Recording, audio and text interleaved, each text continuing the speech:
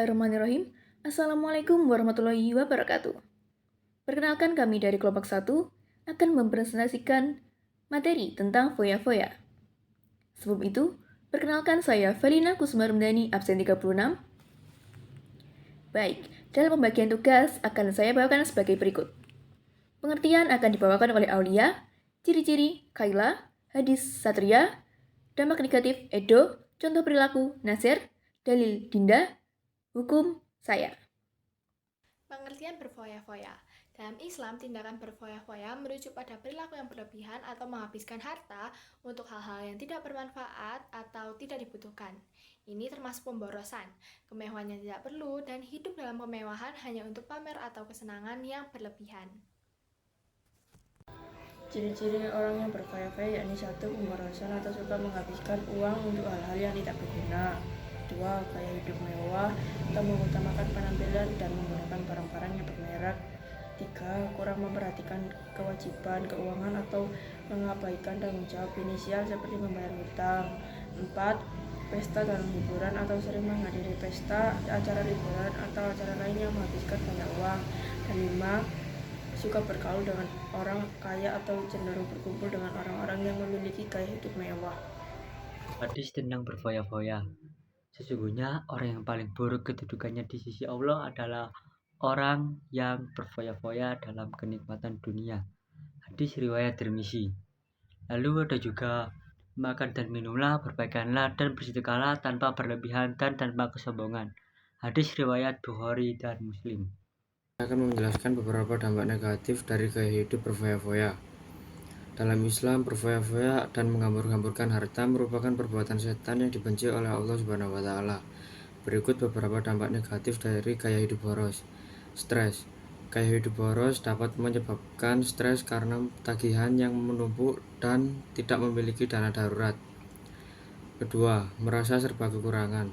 Gaya hidup boros dapat membuat seseorang selalu merasa kekurangan walau pendapatannya besar. Ketiga, menyibukkan diri dengan hal yang tidak bermanfaat. Memegah-megahan dapat membuat seseorang terlena dan lalai dalam mengerjakan hal-hal yang bermanfaat, termasuk perbuatan dari akhirat. Contoh berfoya-foya memiliki banyak beragam.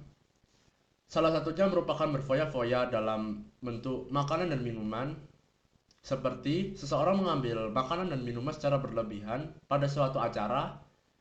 Ia takut tidak mendapatkan bagiannya. Dia mengambil terlalu banyak tanpa mempertimbangkan daya perutnya, sehingga makanan dan minuman tersebut tidak habis. Selanjutnya, contoh dalam berbicara. Contoh dalam berbicara seperti berkata-kata yang tidak penting maupun tidak perlu, baik secara langsung kita bertemu dengan audiens atau lawan bicara, ataupun melalui media elektronik seperti handphone, sosial media, maupun chatting. Selanjutnya adalah berfoya-foya dalam penampilan. Berfoya-foya dalam penampilan seperti memakai perhiasan emas di kedua tangan, leher, kaki, maupun jari jemari saat pertemuan maupun kegiatan sehari-hari. Atau juga berpakaian mahal, mewah, lengkap dengan tas impor dari luar negeri itu contoh dari berfoya-foya. Dalil dari dilarangnya berfoya-foya oleh Allah. Salah satunya adalah surat Al-Isra ayat 27 yang artinya sesungguhnya orang-orang yang pemboros itu adalah saudara setan dan setan itu sangat ingkar kepada Tuhannya. Yang kedua adalah dari surat Al-A'raf ayat 31 yang artinya wahai anak cucu Adam, pakailah pakaianmu yang bagus di setiap memasuki masjid, makan dan minumlah tapi jangan berlebih-lebihan. Sungguh Allah tidak menyukai orang yang berlebih-lebihan. Hukum foya-foya dalam konteks Islam merujuk pada larangan memboroskan harta. Dalam memboroskan harta dilakukan secara berlebihan atau hidup mewah tanpa tujuan yang jelas. Prinsip ini mengajarkan pentingnya kesederhanaan dan tanggung jawab dalam penggunaan sumber daya. Dalam banyak ajaran, foya-foya dianggap sebagai perilaku yang tidak bijaksana dan bisa mengarah pada penyalahgunaan harta. Akan tetapi, hal tersebut tergantung pada niat dan cara mereka menggunakan harta. Jika foya-foya tersebut dilakukan dengan cara yang melanggar syariat, seperti menghabiskan harta untuk hal-hal yang haram, maka itu bisa dianggap dosa. Sekian yang dapat kami sampaikan, ada kurang lebihnya kami mohon maaf. Wabillahi taufiq wal hidayah, waridho wal inayah. Wassalamualaikum warahmatullahi wabarakatuh.